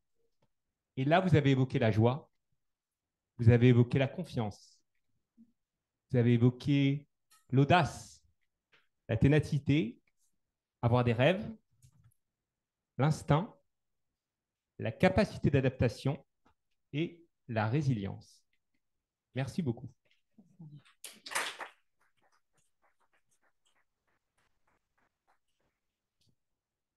On va passer à vos questions. Qui se lance? Soyez pas timide, que vous n'avez pas été timide sur les tableaux. Ah, Ah bah voilà. première main qui s'est levée là. Bonjour. Moi, j'avais une petite question par rapport à votre parcours lors de la création de Gemio. Moi, je vous suis depuis longtemps. J'ai même commencé une formation d'Emian. En fait, vous avez un parcours qui est très littéraire et aussi business dans vos études avec le parcours dont vous avez parlé. Et du coup, vous avez créé From Scratch une entreprise dont une des forces principales, c'est le design. C'est la direction artistique, c'est la créativité pure, vraiment. Comment est-ce que vous avez eu des difficultés à trouver votre légitimité sur ce rôle-là que vous avez peut-être délégué aujourd'hui, mais que vous avez eu beaucoup au début, alors que vous n'aviez pas le parcours académique pour ça, justement? C'est une super question. Merci beaucoup. Comment vous appelez? Axel Raffin. Axel? Raffin. Raffin. C'est une très bonne question. C'est vrai que je n'ai pas de parcours artistique. Et d'ailleurs, pendant longtemps, je pense que j'étais un peu complexée en réalité par ça, parce que même si j'avais une vision très forte de marque, j'avais une vision très forte de l'expérience, j'avais une vision très forte aussi assez en image, quoi, globalement très visuelle de ce que je voulais pour Gemio. Mais d'ailleurs, souvent au début, je n'arrivais pas à l'atteindre parce que c'est pas si facile. Mais en tout cas, j'avais une vision. C'est vrai que par contre, je ne me voyais pas forcément légitime pour dessiner des produits, etc. La bonne nouvelle, c'est que je n'ai pas tellement eu le choix. Parce qu'en fait, au début, je n'avais pas d'argent. On n'avait pas d'argent avec Gemio. Et donc, il a bien fallu commencer à avoir des premiers designs. Et donc, malheureusement, je pense que de la contrainte est née finalement la créativité et l'absence de choix dans mon cas, parce que je n'avais pas les moyens de passer par des designers, des choses comme ça. Et donc, les premiers dessins Gemio, ça a été plusieurs choses. Une amie qui était la seule personne que je connaissais dans le monde de la gémologie et des designs qui a accepté de dessiner quelques dessins pour nous. Et puis moi, un peu aller glaner sur Internet quelques premières idées, etc. Et puis commencer à discuter avec des ateliers qui nous ont aidés à transformer ces premières esquisses en idées techniques. Et donc, pour répondre à votre question, pendant longtemps, je pense qu'effectivement, j'avais un peu un complexe. Et puis un jour, comme quoi on est toujours aidé par des personnes extérieures qui nous donnent des bons conseils, j'ai parlé à quelqu'un de très réputé, je ne pourrais pas citer son nom, dans le monde de la joaillerie, qui m'a dit « Mais tu sais, au final, tu es quelqu'un de business, mais ça ne t'empêche pas d'avoir des bonnes idées créatives et d'avoir du bon goût. » Et en fait, c'est vrai que c'est bête, mais il m'a vraiment dit « Ça ne t'empêche pas. » Et j'ai réalisé que dans ma tête, je me créais un peu une sorte de cadre où, parce que je voulais être business, ce n'était pas possible d'être aussi artistique. C'est complètement faux. On peut être les deux. Il y a d'ailleurs des success stories incroyables. Giorgio Armani, il est hyper business, mais c'est un pur créatif. Je ne me compare pas à Giorgio Armani, j'aimerais bien, mais bon. Mais tout ça pour vous dire que, en fait, je pense que là encore, j'étais un peu dans ce syndrome de la bonne élève de me mettre dans une case. Et c'était la case business. Mais en fait, non, on peut être business et créatif. Il y a plein de très belles histoires. Et donc, je pense que je suis quelqu'un qui est peut-être pas 50-50, mais je suis assez équilibrée, en fait, artistique et créatif. Et ça fait partie, j'imagine, aussi de mes forces. Donc aujourd'hui, je continue à valider tous les produits Gémio. Je ne les dessine pas tous, mais certains, je les dessine.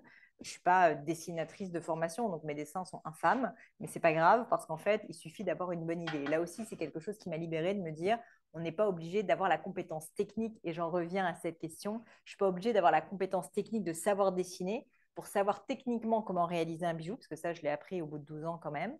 Et par contre, je peux me faire accompagner sur le fait de traduire mon idée en dessin. Et donc, c'est quelque chose que je fais beaucoup aujourd'hui. Donc, mais je continue à me battre un petit peu contre ce petit complexe.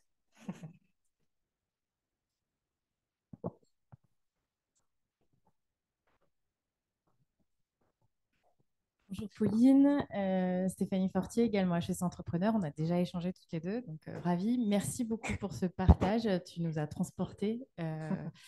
Et justement, c'est en lien avec ma question. Tu as beaucoup parlé, pour nous apporter, de tes 5 sens. Parce que tu nous as parlé beaucoup de vision, d'image, tu ressens les choses. Et c'est ce qui nous a embarqués, je pense, aussi ce soir. Et tu as parlé aussi dans ce projet de vie de cette vision que tu as eue, de ce lac, de cette image. Et les gens, et aussi parce que tu es entrepreneur et visionnaire, mais pour les gens qui ne le sont pas forcément, comment tu es arrivé en fait là? Alors toi, c'est peut-être naturel, mais quel serait ton conseil pour aider les gens à arriver à cette vision, qui est un peu cette stratégie de vie, pour se projeter justement?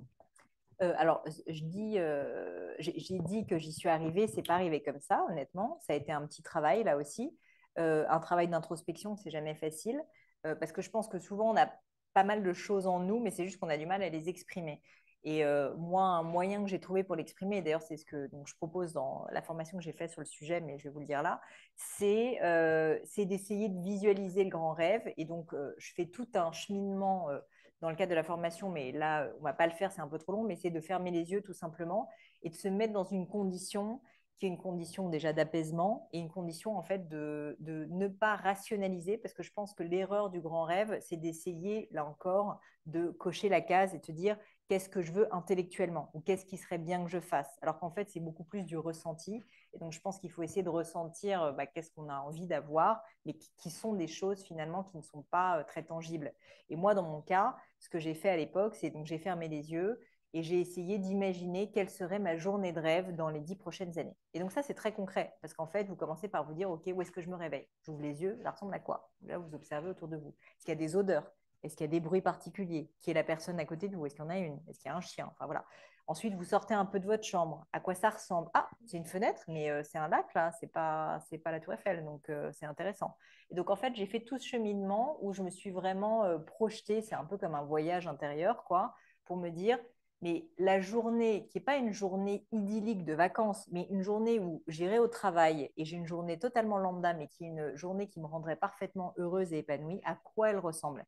Et donc j'ai essayé de jouer justement sur tous ces sens, à la fois le visuel, mais aussi l'auditif, certains ressentis, pour essayer de me dire, OK, mais finalement, concrètement, à quoi ça ressemble? Pas pour en fait se dire une fois de plus, je pourrais faire une thèse dessus, mais plutôt pour me dire concrètement qu'est-ce que je ressens dans ces moments-là et qu'est-ce que je visualise. Et ben, ça m'a permis en fait d'avoir littéralement une journée type de ma vie rêvée dans les 10 prochaines années. Et c'était très intéressant parce qu'une fois de plus, je me suis rendu compte à ce moment-là que je ne vivais pas à Paris, donc j'étais toujours mariée avec le même homme, comme je l'ai dit, que j'avais plusieurs entreprises parce que j'ai vu dans cette journée que je passais d'un bureau à un autre, que c'était assez centralisé, que c'était quand même des personnes qui se connaissaient mais qui ne travaillaient pas vraiment ensemble. Donc ça, c'était du ressenti, mais je me suis rendu compte de ça.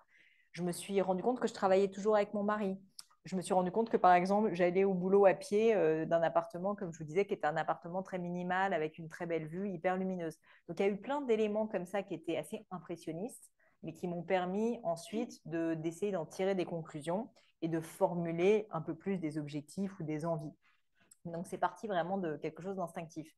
Et je pense que personne n'est pas... Enfin, je suis assez intimement convaincue que tout le monde a ça en soi, qu'il suffit de s'écouter. Alors, je dis il suffit, c'est pas si facile, mais il faut essayer de se mettre dans ces conditions, de s'apaiser et vraiment de se dire, OK, mais si j'essaye d'enlever toutes les injonctions, de pas juste me dire, et aussi d'enlever sincèrement un certain nombre de problèmes qui peuvent surgir, parce que j'ai déjà fait cet exercice avec des personnes qui se sont rendues compte, par exemple, qu'ils n'étaient plus à côté de la personne avec laquelle ils partagent leur vie. Donc, c'est pas, non, mais c'est une réalité, hein, donc c'est pas tous les jours facile. Donc, il faut essayer de se libérer un peu l'esprit. C'est pour ça que je recommande de faire cet exercice, si ce n'est accompagné, mais quand on est dans des bonnes conditions psychologiques, parce que ça vous permet d'aller assez loin, je trouve, dans la réalisation de ce que vous voulez. Je ne sais pas si c'est clair. Merci, très clair. Merci beaucoup.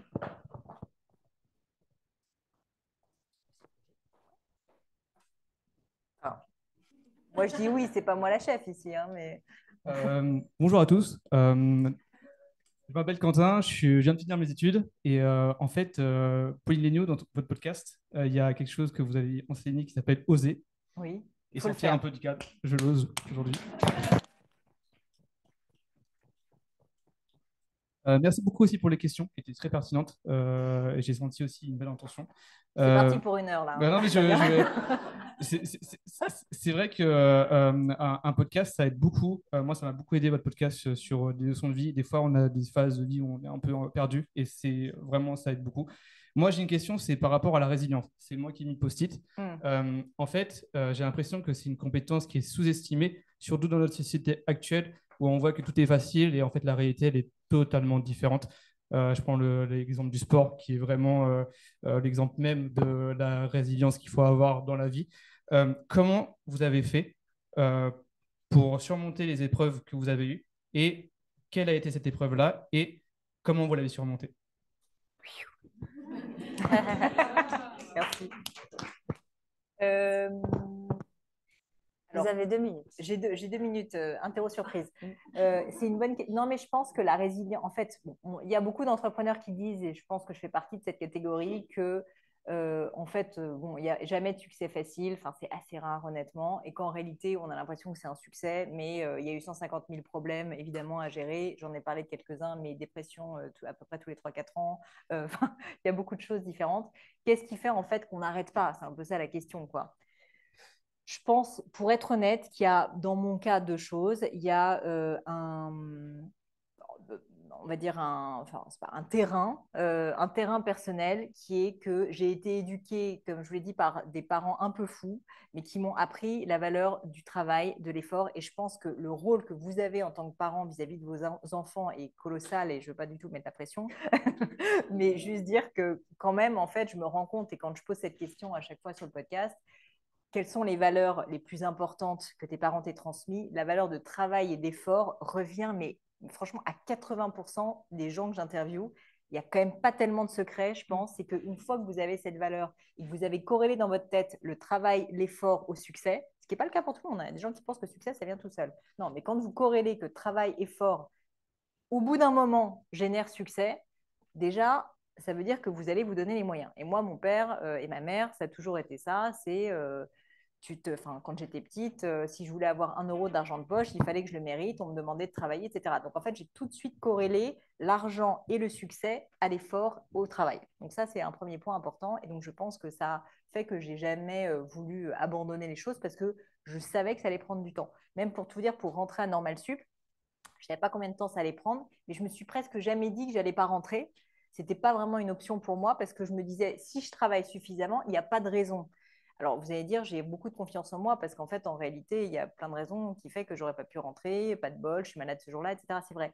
Mais j'ai tellement intégré ça dans mon système qui est que travail, effort égale succès que je me mets un peu dans ce mindset. Et donc, ça, c'est la première raison qui est totalement indépendante de ma volonté, c'est que j'ai été éduquée comme ça. Et que j'ai été éduquée. Mon papa, il a 82 ans, il fait du kitesurf, il fait du vélo tous les jours. Et il m'a dit, dans la vie, on n'a rien sans rien. Ça, c'est un truc que j'ai appris et je pense qu'il a raison. Et le deuxième point, c'est qu'en fait, avec Gemio, je pense que j'ai réalisé quelque chose, c'est qu'on peut voir le temps soit comme un inconvénient, soit comme un avantage. Et j'ai réalisé depuis notamment que j'ai repris le contrôle avec mon mari de l'entreprise, qu'il n'y a pas tant de gens qui s'inscrivent vraiment dans un temps très très long et qui développent leur entreprise sur une génération, voire plusieurs. Et moi, en fait, je me suis dit, bah, finalement, si je fais le temps mon allié, si jamais je me dis que je n'ai pas 2 ans, 3 ans, 4 ans pour créer mon propre succès, ma propre vie, mais que je le fais à l'échelle de 10, 15, 20 ans, mais en fait, il n'y a pas beaucoup de gens qui acceptent en fait de fermer les portes quoi, et de prendre ces décisions-là. bah, moi, je me suis dit, c'est un peu mon avantage compétitif. J'ai du courage et j'ai de la niaque. Et donc, j'accepte de me dire que ça va être le projet de ma vie. J'accepte de fermer des portes, quoi. C'est pas facile de fermer des portes, ça fait un peu peur. Mais c'est aussi, d'une certaine manière, assez rassurant parce que du coup, on ne se pose plus tellement de questions. Et donc, moi, à un moment donné, je me suis dit, j'accepte de fermer des portes et j'accepte que Gemio, notamment, et cette vision du luxe et ce groupe, ça soit le projet de ma vie. Et donc, je sais que j'en ai pour peut-être 40, 50 ans. Mais du coup, c'est pas grave, j'ai tout mon temps, je le fais à mon rythme. Merci beaucoup.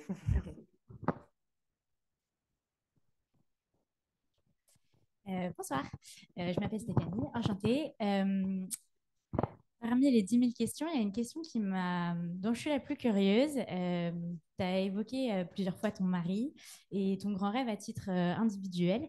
Je suis curieuse de savoir comment ça s'agence peut-être avec le grand rêve de ton mari. Est-ce que vous faites un grand rêve ensemble? Voilà. C'est une super question. Ça aussi, j'en parle dans la formation plus en détail. Donc, moi, j'ai fait mon premier grand rêve.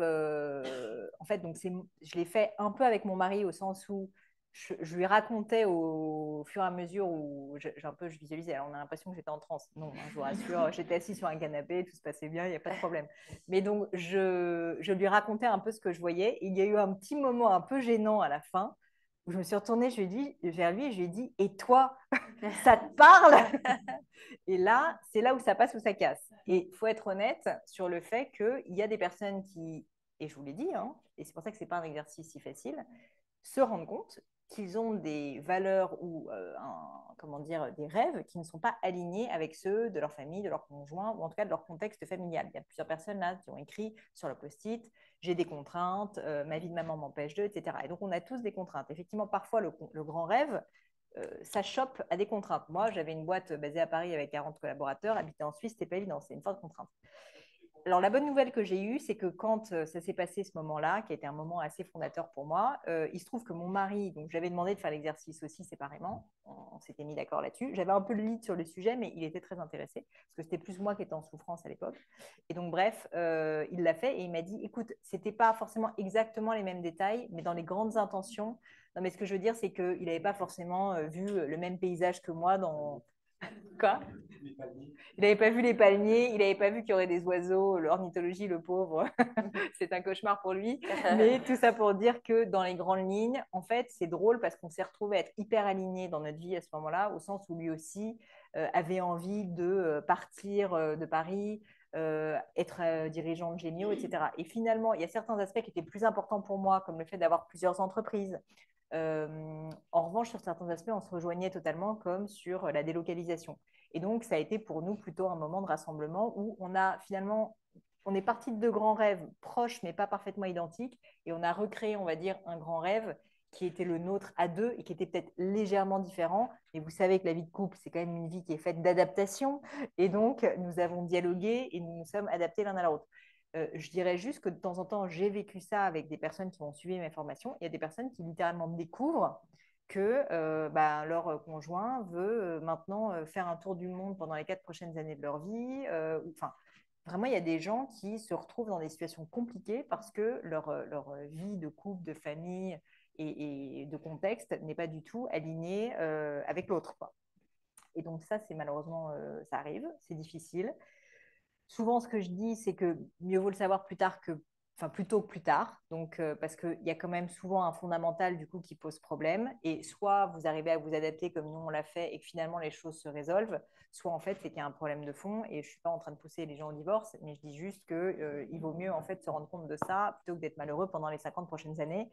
Et finalement, pour moi, l'exercice du grand rêve, c'est un peu ça, c'est de se dire je préfère en fait savoir ce que je veux plutôt de me réveiller à 75 ans, 80 ans en me disant mais j'ai raté ma vie parce qu'en fait je ne me suis pas écoutée. Et donc c'est un peu ça l'idée. Merci. Bonsoir. Dora Blasberg, on a enregistré ensemble un podcast sur les pépins de santé l'année dernière en janvier. Donc je suis très honorée d'être là ce soir. J'ai une question par rapport aux cases, au cadre. Vous dites, voilà, moi je ne rentre pas dans les cases. J'ai des parents qui m'ont inculqué des valeurs, peut-être de la folie, des choses qui ne se font pas habituellement. C'est mon cas aussi un petit peu. Et justement, ça peut faire peur. En fait, moi, c'est l'expérience que j'ai quand j'ai grandi, de toucher à différents domaines, d'avoir été entrepreneur très jeune, d'avoir déjà eu des sociétés plus jeunes. Enfin, il y a des choses qui font peur. Ouais, Il y a un CV qui n'est pas normalisé, qui n'est pas linéaire. Sur la page LinkedIn, ça peut aussi faire peur. Comment justement être entre la rationalisation et la liberté? Comment expliquer à l'environnement qui nous entoure ou à des professionnels que voilà, on fait plusieurs choses, mais qu'il y a une structure qui est nous, en fait, qui est cohérente par rapport à notre parcours. Je dirais qu'être entrepreneur est plus facile dans ce genre de cas parce on crée son propre métier. Donc finalement, alors il faut y arriver, hein, c'est pas facile, mais au moins vous créez votre propre case, quoi. Moi, avant d'être entrepreneur, j'étais étudiante et je me rappelle que quand j'ai dû faire mes premiers stages, notamment à HEC, mais j'avais beaucoup de mal à trouver un stage parce que les gens me disaient vous êtes surqualifié. C'est stupide à dire, mais j'avais fait Normal Sup, ils disaient mais elle va être tellement prise de tête. Mais elle va rien savoir faire à part faire des dissertes, la fille. Elle va nous faire chier, mais dans tous les sens.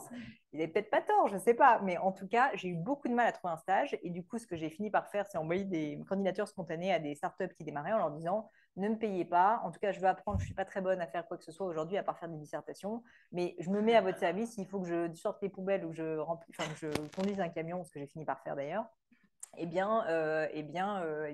Apprenez-moi à le faire, quoi, au moins que j'ai un stage et que je vous sois utile. Et donc, c'est ce que j'ai fait. Et d'ailleurs, ça a été aussi très intéressant comme période. J'avais été inspirée par un de mes amis qui voulait travailler dans le monde de la mode, qui n'avait pas réussi à faire des études dans le monde de la mode et donc qui n'arrivait pas à rentrer dans ce milieu. Et donc là, un peu de cette manière, il s'était mis à disposition de manière bénévole, pendant quelques mois en tout cas. Il avait une famille qui l'accompagnait pour le faire, hein, donc il avait cette chance, mais ça lui avait permis de mettre un pied dans la porte. Et comme il était hyper motivé, qu'il était bon dans ce qu'il faisait et qu'il avait envie, il avait fini ensuite par trouver un job dans le monde de la mode.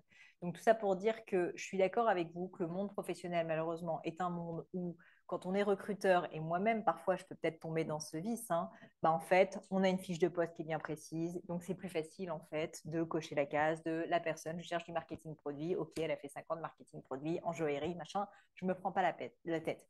Mais c'est aussi pas très intéressant parce que c'est pas comme ça en fait qu'on fait de belles rencontres. Et donc, à vous aussi d'essayer de trouver des entreprises qui ont peut-être un peu plus d'ouverture d'esprit, si c'est la question. Il y a des boîtes et peut-être plus dans les grands groupes où ils veulent pas. Et je ne veux pas faire de discrimination vis-à-vis des grands groupes, j'en sais rien, mais où en fait on n'a pas le droit à l'erreur, on a envie d'être tout de suite en fait efficace et de trouver la personne qui va avoir les compétences. Si jamais en fait vous êtes avec un CV un petit peu alambiqué, et ça arrive à beaucoup de personnes très bien, je suis comme ça aussi, ça peut être aussi être une force, quoi. Et donc, essayer d'aller voir des plus petites boîtes, à mon avis, seront plus facilement accessibles. Et puis, proposez-leur vos services aussi. Je trouve que souvent, on oublie qu'en fait, c'est une relation, la relation de travail qui n'est pas juste descendante, en fait. Ce n'est pas votre employeur qui vous paye uniquement. C'est vous aussi, vous apportez un service et vous pouvez, on en revient au leadership, au fait d'oser, vous pouvez oser aller dire moi, j'ai envie de bosser pour vous, même de manière bénévole pendant 3 semaines. Si vous n'aimez pas, vous inquiétez pas, on en reste là. Mais si vous aimez, peut-être que vous me trouverez un travail. Vous avez la possibilité de faire quelque chose comme ça. Et peut-être que ça peut vous ouvrir des portes, quoi. Donc, je vous dis, moi, c'est littéralement ce que j'ai fait, mon premier stage. Je ne me suis pas fait payer pendant les 3 premiers mois. Et au bout de 3 mois, je suis allée leur voir, je leur ai dit, quand même, si vous m'aimez bien et tout, maintenant, je veux bien avoir un petit peu de salaire. Et c'est ce qui s'est passé. Et d'ailleurs, ils voulaient m'embaucher à la fin. Et bon, finalement, ce n'est pas le choix que j'ai fait, mais j'ai commencé comme ça. Bonsoir Pauline, merci de votre partage très impressionnante, inspirante. Je suis étudiante qui sera bientôt diplômée. J'ai des questions, en fait 2 questions. La première question, c'est est-ce que vous avez des conseils sur les diplômés qui est en train de recherche d'une nouvelle carrière ou bien qui a déjà commencé une nouvelle carrière? Comment rester audacieux dans l'inconnu? Parce que je trouve qu'au fil du temps ou bien de l'âge, on devient risk aversion. C'est vrai. Ouais. Ouais, La deuxième question, c'est je trouve que rester cohérente sur toi-même, c'est important dans le développement dans le futur. Est-ce que vous avez des tips pour rester cohérent sur toi-même, sur le choix et trouver le balance? En tout cas, sur la première question, qui est le fait que c'est vrai que plus on vieillit, plus on devient averse au risque. C'est une évidence parce qu'en fait, on a plus de choses à perdre. Quand on sort d'école, en plus on a fait HEC, bon, on crée sa boîte, ça ne marche pas, on sait qu'on va finir par trouver un boulot après. Enfin, ce n'est pas en général dramatique. En plus, on a nos parents souvent qui nous soutiennent, etc. c'est vrai que quand on a un prêt immobilier, des enfants, enfin plein de contraintes et de responsabilités, c'est beaucoup plus difficile. Ça, c'est une évidence. Et je pense que ce poids, il ne faut pas le sous-estimer, évidemment, mais il ne faut pas sous-estimer que c'est aussi un poids qui nous paralyse. Et donc, à un moment donné, il faut toujours revenir à cette question de se dire, est-ce que j'ai une envie tellement forte que ce poids, il faut que je trouve des solutions pour qu'il ne me ralentisse pas. Il sera toujours là, en fait, le poids, tu n'as pas le choix. Mais est-ce que tu peux le contourner? Est-ce que tu peux trouver des moyens de te faire accompagner? Parce que tu vas faire un deal avec ton conjoint pendant 2 ans en disant, écoute, pendant 2 ans, j'ai ce rêve de créer ma boîte, je ne vais plus avoir de salaire. Est-ce que tu acceptes qu'on fasse un deal pour que en fait, tu soutiennes l'équilibre familial et si on part plus en voyage, etc. Enfin, on trouve des solutions. Donc, je pense qu'il y a beaucoup de choses qui peuvent s'organiser et que les gens souvent ne se libèrent pas suffisamment et ne s'autorisent pas en fait à, toujours pareil, faire un peu ce pas de côté. Mais en réalité, dans le dialogue et dans l'écoute, il y a beaucoup de choses qui se passent. Moi, mon mari est parti faire un MBA pendant 2 ans aux États-Unis, alors qu'on venait quasiment de sortir ensemble. En fait, il n'a pas juste pris la décision en m'imposant le truc. Et à l'inverse, il ne s'est pas empêché de le faire. Il m'a posé la question. Il m'a dit, qu'est-ce que tu en penses? Et je me suis mis à sa place et je lui ai dit, franchement, c'est une super opportunité, il faut que tu le fasses. Ça me fait chier. On ne va pas se voir pendant 2 ans, ça va être l'enfer. Peut-être qu'on ne va pas rester ensemble, j'en sais rien. Mais à un moment donné, j'avais envie de faire ce pas pour lui. Et je pense que les personnes qui sont les personnes les plus proches de vous, en réalité, si elles veulent votre bien, et c'est un bon moyen d'ailleurs de le savoir,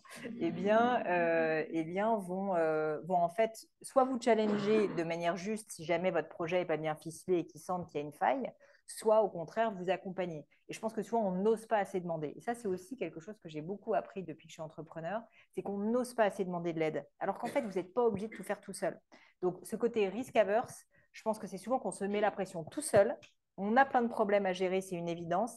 Mais à un moment donné, ne vous enfermez pas dans vos problèmes. Allez demander de l'aide ailleurs. Allez demander de l'aide à vos collègues, à vos amis, à votre conjoint, enfin, parfois littéralement à vos enfants. Moi, j'ai des amis qui m'ont dit, j'ai été soulagée quand j'ai demandé l'autorisation à mes enfants de créer ma boîte parce que ça voulait dire qu'on n'allait plus partir en vacances autant. C'est une vérité.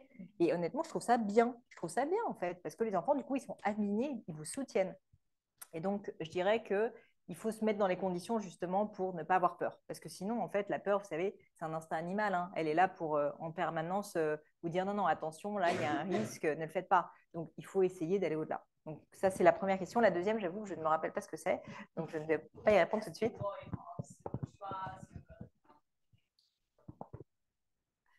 Comment avoir de la cohérence sur le choix? Je dirais que déjà, il faut s'entourer de personnes qui osent vous dire les choses. Ça, c'est aussi, on dit souvent qu'il faut savoir s'entourer, avoir des bons conseils, bien sûr, mais aussi des gens qui vous disent la vérité, quoi. Enfin, honnêtement, je pense que l'honnêteté intellectuelle est une qualité qui se trouve pas partout. Et en fait, avoir des gens honnêtes, francs, directs, qui veulent votre bien, qui ne sont pas là pour vous casser, vous tirer vers le bas, mais qui vous disent, non, là, écoute, tu as la grosse tête. Là, franchement, ton projet, ça sent pas très bon. Là, franchement, t'es brouillon. Enfin, voilà. Vous pouvez, je pense, faire vraiment beaucoup plus de choses si vous avez des personnes qui vous disent avec sincérité ce qu'ils pensent et avec sincérité et bienveillance. Probablement, notre monde politique aurait beaucoup besoin de suivre ce conseil. Mais tout ça pour dire que je pense que ça aide d'avoir des personnes autour de soi qui vous remettent un peu dans le droit chemin quand vous commencez à perdre de la cohérence. Et puis après, il y a une règle dans la vie, je trouve importante, c'est dire ce qu'on fait, faire ce qu'on dit. C'est assez important. Et moi, j'aime beaucoup utiliser ça, d'ailleurs, pour me forcer aussi à faire les choses. Et ça, pour aller dans le côté résilient, c'est quand j'ai une vision ou quand j'ai envie de faire quelque chose, le devoir d'exemplarité est très important pour moi parce qu'il n'y a rien de pire, je trouve, que de dire ah bah oui, chez Gemio, il faut bosser comme un fou pour réussir et avoir un bon salaire. Et puis ensuite que moi je foute rien. Ça, c'est terrible en fait en termes de leadership. Enfin, je pense que la leçon numéro 1 du leader, c'est il doit être exemplaire en fait. C'est lui en fait la personne responsable. Et donc tout ça pour vous dire que dire ce que vous voulez faire et ensuite le faire. Donc avoir cette cohérence entre ce que vous dites et vos actions est absolument essentiel. Et du coup, vous allez vous sentir mieux aussi parce que vous n'allez pas vous sentir justement un peu avec un masque, quoi, d'une certaine manière.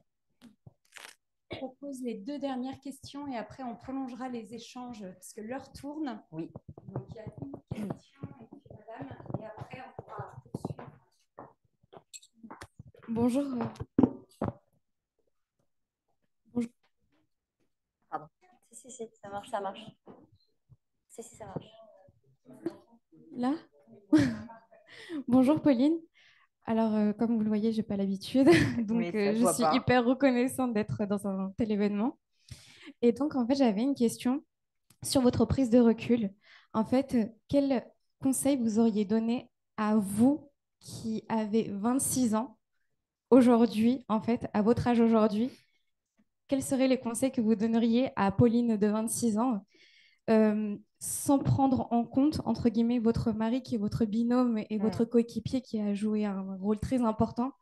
Et on sait que c'est vraiment votre business partner et votre business life.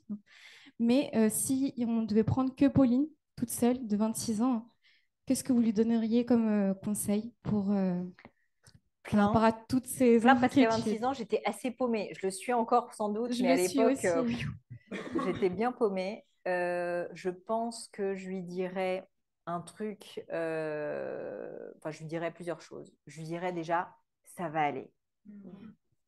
Elle avait un peu besoin de l'entendre, je pense, à l'époque. Je lui dirais, ça va aller, t'inquiète pas, tu vas avoir un métier, tu vas pas mourir de faim, y a des gens qui t'aiment, tu vas... Tous ces trucs-là un peu basiques, mais qu'on oublie, je pense qu'en fait, quand on est... Enfin, vous avez 26 ans, c'est ça? Moi, j'en ai 28. 28, bon, enfin, entre 26 et 28 ans, mais disons qu'on voilà, on perd un peu de vue ces grandes réalités et en fait, cet apaisement quoi, global. Et je pense qu'à l'époque, moi, vraiment, je vivais hyper intensément plein de choses et plein de choix. Je me rappelle que les choix des études, etc., mais j'étais stressée au dernier stade, le premier boulot, de ça. Et bref, donc déjà, première chose, je lui dirais, ça va aller. Deuxième chose, je lui dirais aussi que, et ça, c'est pas facile comme conseil, je dirais, écoute pas trop les conseils des autres et surtout, essaye pas de faire plaisir. Essaye pas de juste essayer de deviner ce que les gens autour de toi ont envie que tu fasses. Essaye vraiment de te comprendre. Ça revient un peu toujours à cette discussion, mais c'est une réalité. C'est qu'à l'époque, moi, j'étais vraiment dans cette phase, et je pense que beaucoup de jeunes sont dans cette phase, de presque plus faire des choses parce que on va rentrer dans les normes de leurs amis, de la société, une fois de plus cocher la bonne case, avoir le bon job, etc. Ne pas faire de vagues, vous voyez ce que je veux dire? Et, et ça, en fait, je pense que c'était un vrai problème parce que, enfin pour moi, parce que je sentais bien que je ne rentrais pas dans ces cases et du coup, cet écart me faisait beaucoup souffrir. J'avais toujours du coup l'impression de porter un masque parce qu'en fait, quand j'essayais de rentrer dans les cases, je sentais bien que ça ne me correspondait pas. Et c'est quand j'ai commencé à en avoir un peu plus rien à foutre de ce que les gens pensent de moi que ma vie a été beaucoup plus simple. Je ne dis pas que c'est facile tous les jours parce qu'on est toujours un peu hanté par ces démons, mais au final, j'essaye de me dire, je trace ma route, c'est la mienne, elle ne va pas plaire à tout le monde. J'aurais pu faire des levées de fonds et gagner beaucoup plus d'argent, j'aurais pu vendre ma boîte, j'aurais pu être dans la tech, voilà, la joaillerie, c'est absurde en 2024 sans doute. Mais en fait, ça me correspond, c'est qui je suis, je trace ma route, je suis alignée. Et donc, en fait, arrêter de me comparer et de me dire en permanence que l'herbe est plus verte ailleurs, mais juste foncer sur mon chemin, finalement, ça me convient. Et je ne dis pas que c'est le mieux, parce qu'il y aurait certainement plein d'autres alternatives qui auraient été très bien. Je vous dis, j'aurais peut-être pu gagner plus d'argent, avoir beaucoup plus de succès, je ne sais quoi.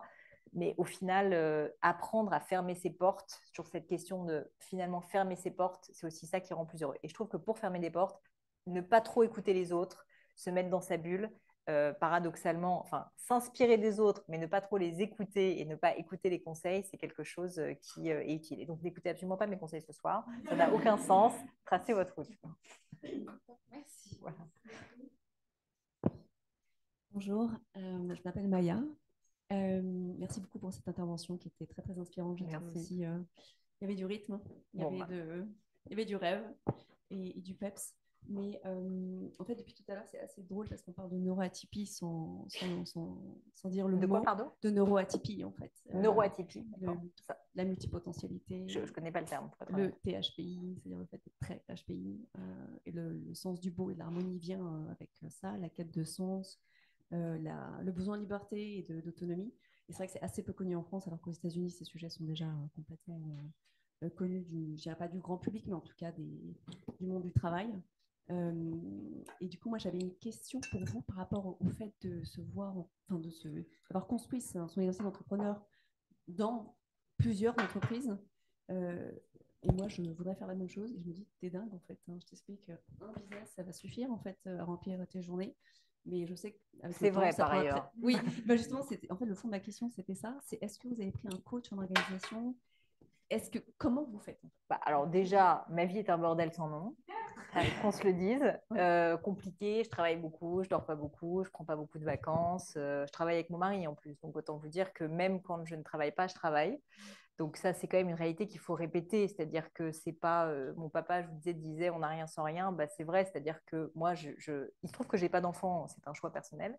Mais sincèrement, et c'est pas parce que je veux faire plus de business, mais il se trouve que je voulais pas d'enfant, c'est comme ça. Et en fait, sincèrement, je me rends compte que ma vie est possible aussi parce qu'il y a plein de choix que j'ai faits qui font que j'ai des amis, mais je ne les vois pas très souvent. Ma famille, je les adore, mais je ne les vois pas très souvent. Je travaille comme un chien. Enfin, il faut remettre un peu de contexte quand même. Je suis quand même très heureuse, mais je travaille comme un chien. Donc voilà. Donc c'est pour ça qu'il faut aimer ce qu'on fait. Néanmoins, pour répondre à votre question, comment est-ce que j'ai plusieurs business? Donc oui, j'ai pris des coachs à plein de moments dans ma vie. Il se trouve que j'en ai pas à un moment là T, mais je pense que c'est important quand on a ce besoin de se faire accompagner. Il se trouve que je les ai pas trop pris pour des questions d'organisation. Je les ai plus pris justement pour des réflexions de fond, pour du management. Moi, c'était un vrai sujet, le management, le leadership, donc plus là-dessus. Sur l'organisation, je ne suis pas la personne la plus organisée de la Terre, mais je pense que je suis quelqu'un de très productif. Donc, j'arrive à faire beaucoup en peu de temps et j'arrive assez rapidement à jauger de est-ce que c'est indispensable que je sois là, pas indispensable que je sois là. Donc, j'arrive assez bien à prioriser. Donc, je ne suis pas forcément très organisée, mais j'ai une assez bonne notion de la priorisation. Et donc, ça m'aide beaucoup parce que du coup, je ne suis pas obligée d'être présente sur tout.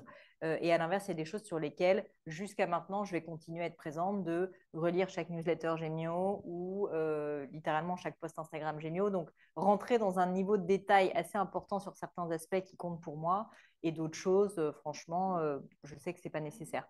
Donc, je dirais que c'est ça qui m'accompagne. Et puis après, aussi, le fait d'avoir réussi à recruter des personnes et de les fidéliser qui sont la meilleure version de moi-même, honnêtement, et qui arrivent à faire plein de choses, soit que je ne sais pas faire, mon mari en est une preuve tangible.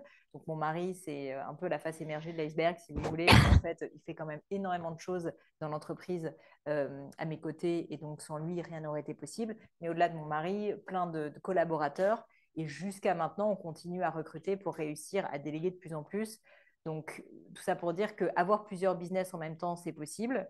Mais c'est une question de savoir prioriser. Oui, un peu s'organiser, je pense, mais surtout prioriser et ensuite choisir ses combats, quoi. Se dire, OK, sur quoi est-ce que je vais focuser mon temps? Je pense quand même que si vous êtes au début de votre business, moi, quand même, quand je crée des business, au début, je suis très intensément sur le business. Je fais un peu un stage intensif de ce business-là pendant quelques temps. Et ensuite, quand je sens que j'ai commencé à construire deux, trois aspects qui commencent à avoir du sens et à être un peu plus solides, là, je peux commencer à déléguer. Mais je ne commence pas à déléguer tout de suite. Disons que c'est dans un deuxième temps que ça vient. Donc, chez Gemio, c'est d'ailleurs arrivé assez tard. Hein, parce qu'avant de commencer à créer mon deuxième business, il y avait eu 7 ans. Pas non plus. Le podcast est arrivé. C'est 3 ans plus tard que j'ai créé Demian. Donc, vous voyez, aussi, il faut mettre à la perspective du temps. C'est-à-dire que ça ne se fait pas forcément en même temps. Merci beaucoup. Bon, je tenais, merci à tous.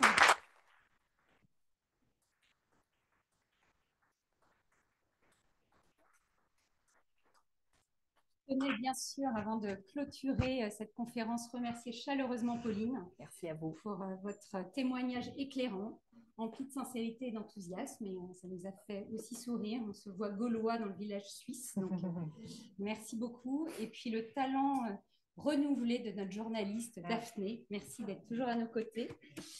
Et également, je veux remercier l'équipe HEC Live Project avec entre autres Mathilde, Marine qui est de l'autre côté, Anne et Romaric qui ont planché sur cet événement depuis quelques semaines, voire quelques mois. Donc, merci à tous. Et puis également à la commission HEC Live Project, qui est un groupe de diplômés bénévoles qui nous accompagnent, certains depuis plusieurs années, d'autres depuis quelques mois, et qui nous permettent de faire l'offre HEC Live Project d'accompagnement professionnel. Le succès qu'on connaît, Mathilde a rappelé les chiffres. Donc, n'hésitez pas à venir nous voir, à vous faire mentorer. On a entendu qu'il fallait être accompagné, s'inspirer des autres. Donc, n'hésitez pas, vous y avez le droit. Donc, on vous attend. Et puis maintenant, l'heure est aux questions-réponses, échanges autour d'un cocktail dans la pièce d'à côté. Et moi, je tiens juste à dire quelque chose. Je vous remercie déjà pour toutes vos questions. Je remercie une fois de plus l'équipe HEC Alumni qui, honnêtement, a fait un travail remarquable, vraiment. C'est rare, en fait, je trouve les conférences qui sont aussi bien organisées et avec autant de fond, surtout. Donc ça, je vous remercie. J'étais très contente d'être avec vous ce soir et je tiens juste à dire que j'espère déjà ne pas avoir l'air d'être donneuse de leçons. C'est honnêtement pas mon état d'esprit. Mais c'est pour ça que je mets toujours un petit peu d'humour. Je me dis, bon, finalement. Hein. mais si jamais vous voulez parler ornithologie, joaillerie ou business, vous pouvez me contacter. J'essaye de répondre sincèrement à la plupart des messages qu'on m'envoie, donc sur Insta, sur LinkedIn en particulier. Vous pouvez aussi venir me voir là, bien sûr, et puis je peux vous donner mon mail. Mais je fais du mieux que je peux. Je suis organisée, mais je n'ai pas non plus 150 000 personnes qui gèrent pour moi mes mails. Au contraire, j'essaye de les gérer moi-même. Donc, si vous avez des questions, dites-le moi. J'essaye d'aider tant que je peux. Donc, voilà, je suis à votre disposition. Sympa. Merci beaucoup.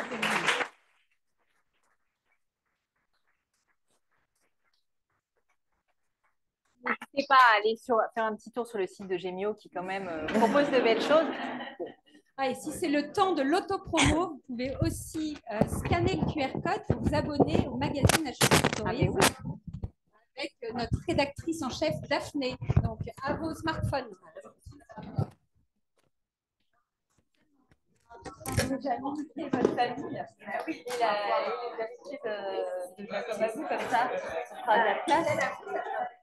J'avais invité Madame